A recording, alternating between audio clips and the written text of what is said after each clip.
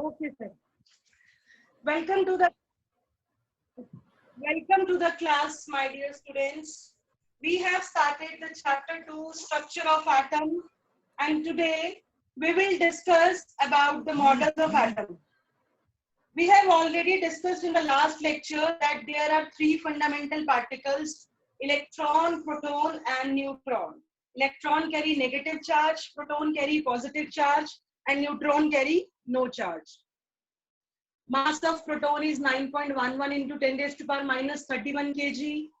Proton और neutron का मास बिल्कुल स्लाइटली डिफरेंट होता है. नियरली हम इक्वली ले लेते हैं. 1.67 into 10 raised to power minus 27 kg for both proton as well as neutron. Electron discovered by Thomson, neutron discovered by Chadwick, and proton discovered by E. Goldstein. Today we will start.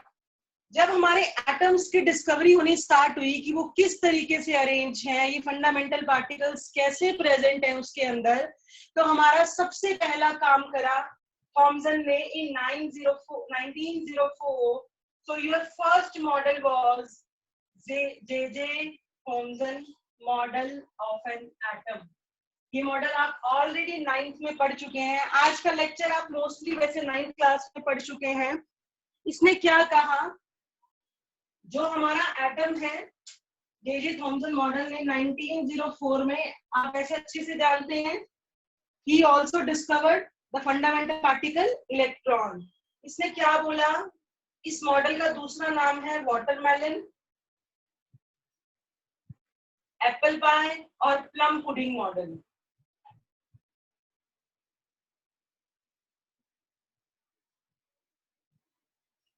क्या कहा इसने, जो हमारा atom है that is spherical in shape, इसमें positive charge present है पूरे sphere में, और ये जो हमारा स्फीयर है ये सॉलिड है, मतलब से पूरा सॉलिड, और इसके बीच बीच में नेगेटिव चार्ज एडेड है.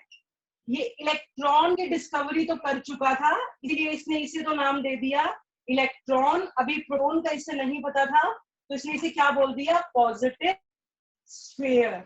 In short, what he said that electrons are, इसके postulates क्या थे, what are the postulates of J.J. Thomson model of an atom? Electrons are distributed within the atom.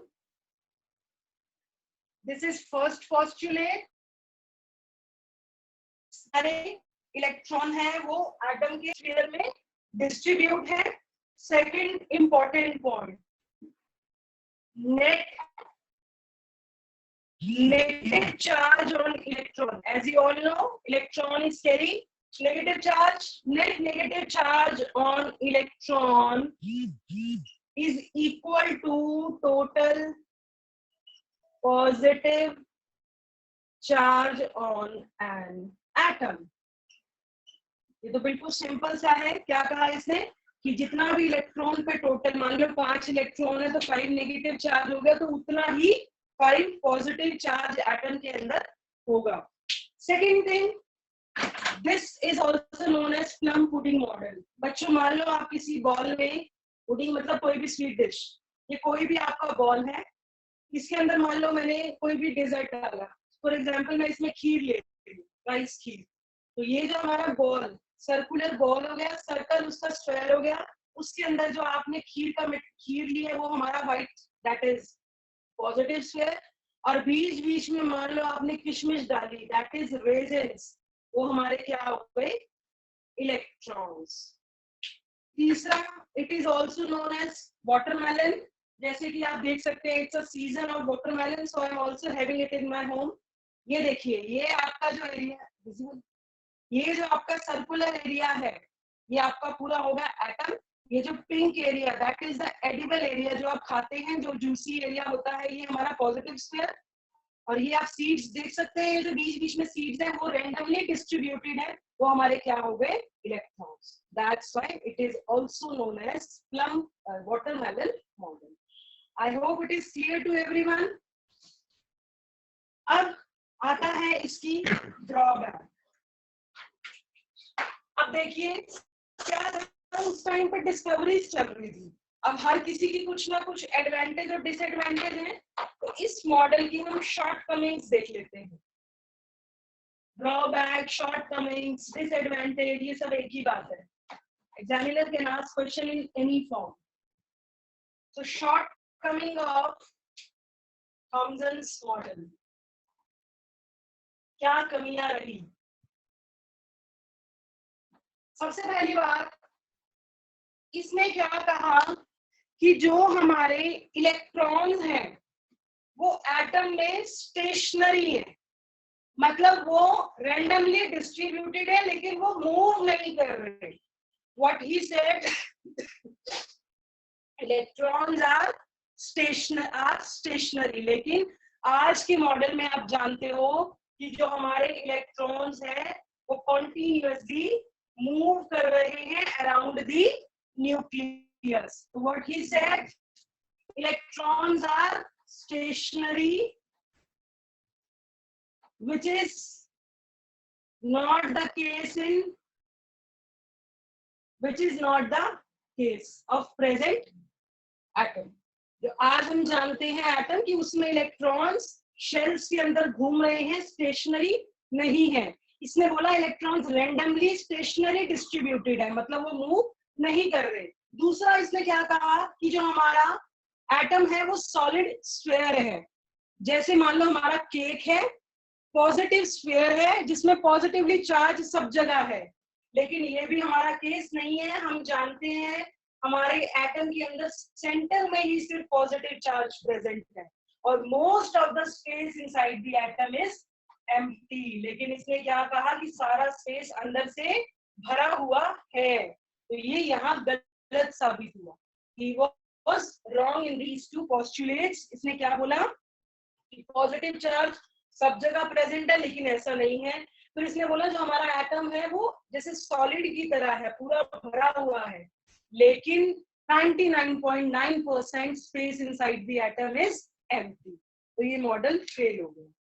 So next कौन सा आया, Rutherford model of an atom. बच्चों ऐसा कभी नहीं होता कि आज ये फेल हुआ और उसके 5 मिनट के बाद ही दूसरा एटम, दूसरा डिस्कवरर आ गया। It will take a lot of time, और आप सारा यही पढ़ रहे हो उसमें कि कैसे कैसे हम प्रीवियस से एडवांस मॉडल की तरफ मूव हुए। तो फर्स्ट जिसमें हमने पढ़ा J Thomson model, second Rutherford model of an atom, Rutherford's model,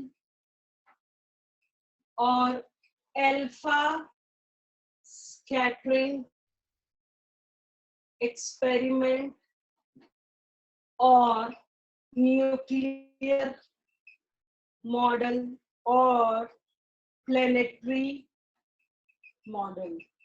बच्चों ये मैंने सारे नाम इसीलिए बताए, कभी भी कॉम्पिटिटिव एग्जाम में कुछ भी पूछ सकते हैं, बिकॉज इट इज इम्पोर्टेंट। ये आपको सारे नाम पता होने चाहिए कि इसको क्या क्या बोलते हैं और क्यों बोलते हैं। सबसे पहले रदरफोर्ड ने नियर अबाउट 1911 में ये सब काम शुरू किया था।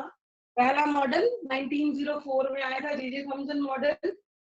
इसने 1911 में काम शुरू किया था। व्हाट ही सेड, और आप जानेंगे, आप मानेंगे, इसकी डिस्कवरी बाय चांस हुई थी। ये काम कुछ और कर रहा था बट बाय चांस डिस्कवर हो गया था। तो इसने एक्चुअल क्या किया था, इसने ना पहले इसका सेटअप देख लो आप। इसमें 3 चीजें इंपॉर्टेंट है, इसका सेटअप, इसकी ऑब्जर्वेशन, इसका कंक्लूजन। ये तीनों चीजें इंपॉर्टेंट हैं। कभी कभी ऐसे पूछ लिया जाता है कि what are the observations of alpha scattering experiment. Rutherford ने इसका सेटअप देखिए आप। इसने क्या करा, एक लेड का ब्लॉक लिया जिसके अंदर इसने रेडियम लिया। वैसे इसने रेडियम गन यूज करी थी एक्चुअली, रेडियम गन जिसमें से अल्फा रेडिएशंस निकलती हैं, तभी हम इसे अल्फा स्कैटरिंग एक्सपेरिमेंट बोलते हैं। Because alpha particle is actually helium nuclei जिनके ऊपर +2 यूनिट पॉजिटिव चार्ज होता है and whose mass is 4 times greater than the mass of the proton. ठीक है, ये अल्फा न्यूक्लियाई को हम, हीलियम न्यूक्लियाई को हम अल्फा पार्टिकल बोलते हैं. That's why it is also alpha scattering experiment. तो इसने क्या करा, ये लेड का ब्लॉक लिया, इसके अंदर इसने रेडियम लिया. Radium is a radioactive element which release alpha rays. Alpha rays का ये सोर्स था. इसमें से क्या है, इसने अब रेज हर डायरेक्शन में निकल रही हैं, इसने इन रेज को बहुत बहुत बहुत पतली गोल्ड फॉइल के ऊपर, एक मेटल के ऊपर स्ट्राइक कराया था. अब ये रेज कहाँ जा रही हैं, इसको डिटेक्ट करने के लिए इसने डिटेक्टर लगाया था. ये डिटेक्टर हमारा था जिंक सल्फाइड स्क्रीन. क्या है ये हमारा डिटेक्टर? Zinc sulphide screen. देखिए बच्चों, अब ये जो रेज है ये हर डायरेक्शन में निकल रही है, लेकिन हमें पर्टिकुलर डायरेक्शन में चाहिए. जैसे देखो, आप लोगों के घर में वॉल के अंदर विंडो होती है ताकि हमारे पास एक पर्टिकुलर डायरेक्शन से सनलाइट आ सके. ऐसे तो नहीं थी पूरे रूम में ही अगर सनलाइट आती रहेगी अगर वॉल नहीं होगी तो हम क्या करते हैं, विंडो लगाते हैं. यहाँ पे हम उस चीज को स्लिट बोलते हैं. स्लिट का काम वही है जो रेडिएशंस को एक ही डायरेक्शन में हमें लाता है.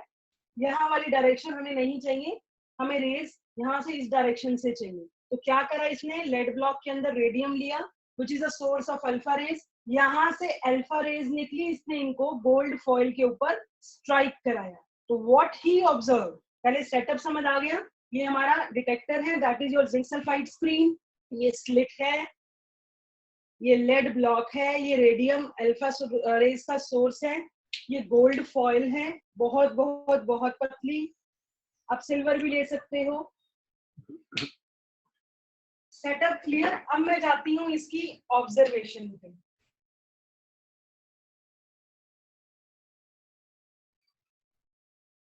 देखो बच्चों, मान लो ये हमारे बहुत सारे गोल्ड एटम है. अब इस फॉइल में बहुत सारे एटम होंगे ना,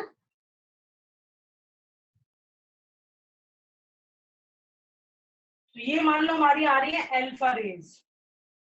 ये ऐसे गई about, first observation 99.9% alpha rays go straight. जितनी इसने ली थी उसमें से 99.9% रेज गो स्ट्रेट. वो बिल्कुल एटम के में से सीधी निकल गई. सेकेंड ऑब्जर्वेशन, अभी मैं कोई कंक्लूजन नहीं दे रही, सिर्फ ऑब्जर्वेशन बता रही हूँ. Second observation, some of the rays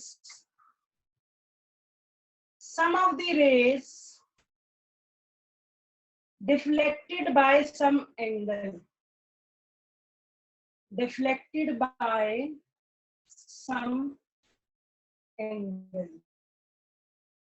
कुछ रेस क्या हुआ, यहां गई, किसी मटेरियल से टकराई और स्मॉल एंगल से डिफ्लेक्ट कर गई, वापस मुड़ गई या ऐसे डिफ्लेक्ट कर गई. Third observation, very few, 1 out of 20,000, 20,000 में से कोई एक बाउंस बैक. मतलब क्या मतलब हुआ इससे, कोई रे ऐसे गई, किसी चीज से टकराई और 180 डिग्री पे उसी तरीके से वापिस आ गई. मतलब इसी रास्ते से गई और मुड़ी और बिल्कुल सीधा वापिस आ गई. 3 ऑब्जर्वेशन थी. 99.9% rays go straight, very few deflected back and 1 out of 20,000 bounce back. अब हुआ ये इसकी observation. Next come to its conclusion, किससे क्या कंक्लूड होता है. माय डियर स्टूडेंट्स, अगर आप किसी जगह से मूव कर सकते हो, मान लो ये रास्ता है और मैं यहाँ से क्रॉस कर सकती हूँ। मैं इस मार्कर को इस हाथ से तभी निकाल पाऊंगी जब इसके अंदर का एरिया खाली होगा। अब ये देखिए ये नहीं जा पा रहा ना, लेकिन अगर मुझे यहाँ से जाना है तो ये देखो मार्कर इजीली मूव कर रहा है।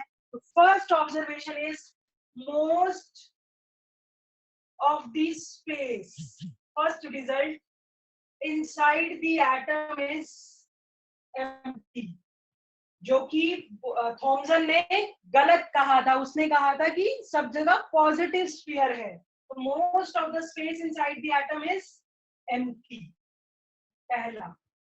दूसरी चीज मैंने बोला कुछ रेस डिफ्लेक्टेड बैक हो रही है। बच्चों मैंने आपको स्टार्टिंग में बताया था हीलियम के ऊपर खुद +2 यूनिट पॉजिटिव चार्ज है। अब अगर कोई चीज यहाँ गई, कुछ तो ऐसा है सेंटर में जिससे टकराई और इसलिए इसको धक्का मार दिया। तो आप लोग जानते हैं same charges repel each other. तो डेफिनेटली इन द सेंटर कुछ ना कुछ ऐसा पॉजिटिव मटेरियल जरूर है जो इसको डिफ्लेक्ट कर रहा है, एंड वो पॉजिटिव मटेरियल भी काफी हैवी है, जो हीलियम जैसे हैवी पार्टिकल को डिफ्लेक्ट करने में, रिपेल करने में कंपैटिबल है, सक्षम है, वो उसको रिपेल कर पा रहा है। तो डेफिनेटली अंदर कुछ ऐसा पॉजिटिवली भारी मटेरियल प्रेजेंट है। लेकिन तीसरी ऑब्जर्वेशन मैंने आपको बोली कि कुछ रेस टकराई और 180 डिग्री पे वापस आ गई, लेकिन ये बहुत कम थी।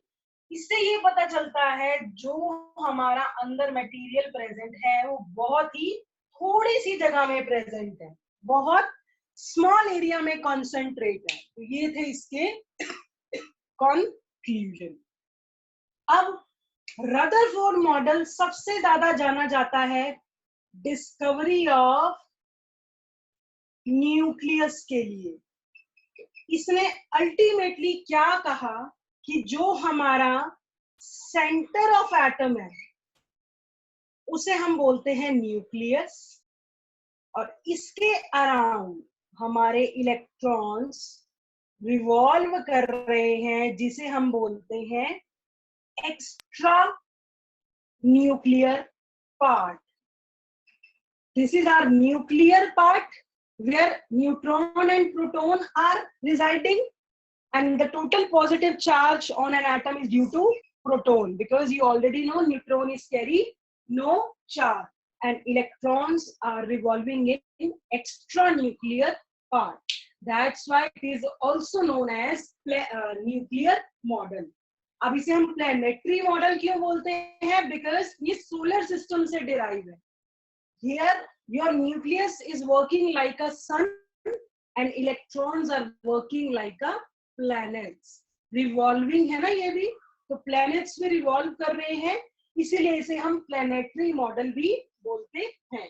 तो this model is responsible for the discovery of nucleus. Next, most important point, its drawback. क्या कमियां रही? Drawback of Rutherford model. It is unable to explain spectra of hydrogen. बच्चों ये आप अभी सिर्फ इतना ध्यान रखिए, इसके बारे में पढ़ेंगे हम 2-3 लेक्चर्स के बाद। अभी आप सिर्फ इतना ध्यान रखो, ये हाइड्रोजन स्पेक्ट्रम को एक्सप्लेन नहीं कर पाया था। ये क्या होता है हम ये आने वाले लेक्चर्स में जान लेंगे। Second most important, it is unable to explain the overall stability of an atom. क्या मतलब? ये किसी भी एटम की ओवरऑल स्टेबिलिटी को एक्सप्लेन नहीं कर पाया था। देखिए कैसे, हमारा एक मैक्सवेल, क्लार्क मैक्सवेल एक साइंटिस्ट था जिसने इलेक्ट्रोमैग्नेटिक थ्योरी दी। ये भी आप लोगों ने पढ़नी है अभी आगे।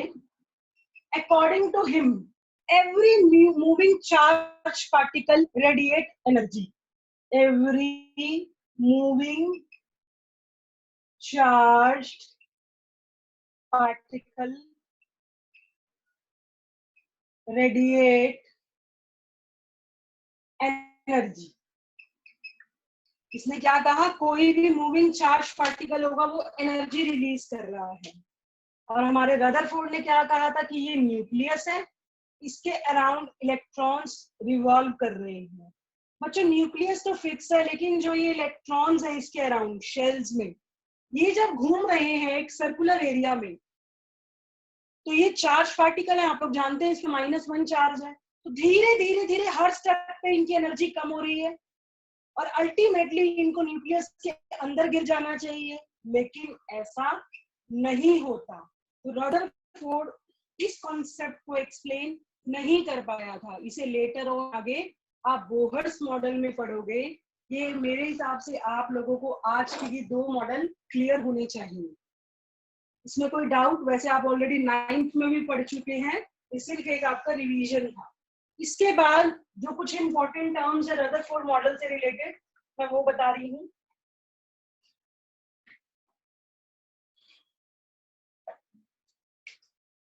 एटॉमिक नंबर, जिसे हम प्रोटॉन नंबर भी बोलते हैं, ये फटाफट आपको करा रही हूं मैं. Atomic number represented by Z, that is equal to number of proton or number of electron in neutral atom. मान लो आपका कोई भी एटम है X, जनरल एटम, इसमें इसका एटॉमिक नंबर हम यहाँ लिखते हैं लेफ्ट हैंड साइड पे. It is represented by Z, that is equal to number of proton और number of electron in neutral atom. ध्यान देना, जब आप न्यूट्रल की बात कर रहे हो ना, तो ही आप इसको इलेक्ट्रॉन के इक्वल लिखोगे, अदरवाइज आप इसको इक्वल नहीं लिखोगे. फिर वैसे ये हमेशा प्रोटॉन के इक्वल होगा. नेक्स्ट आता है mass number. Mass number is represented by A, which is equal to number of neutron plus number of protons in an atom. It is represented by A. अब मान लो जैसे आपका क्वेश्चन है ये, calculate the fundamental particles in this and also atomic number and mass number. So this will be your atomic number which is equal to number of protons. तो इस case में proton कितने हो गए? 17. Also ये neutral atom है तो इसमें इलेक्ट्रॉन भी कितने हो गए? 17. न्यूट्रॉन कैसे कैलकुलेट करते हैं? A minus Z, this minus this, so it will be 18. अब बस आपको जो बात ध्यान में रखनी है वो ये है कि अगर ये हमारा कैटायन है, cation means which is carry positive charge, तो वहां बच्चों ना तो हमारे मास नंबर पे फर्क पड़ता है, ना प्रोटॉन पे, ना न्यूट्रॉन पे, ना एटॉमिक नंबर पे. वहां हमारा फर्क पड़ता है इलेक्ट्रॉन पे. देखिए मान लो आपका ये कैटायन है, कैटायन ने मान लो n number of electrons they दिए, तो इसमें टोटल नंबर ऑफ आप इलेक्ट्रॉन्स कैसे कैलकुलेट करोगे? It will be Z minus n. Z is your atomic number, n is number of electron lost. मान लो इसने 2 इलेक्ट्रॉन दिए हैं, that is magnesium plus 2, 12, 24.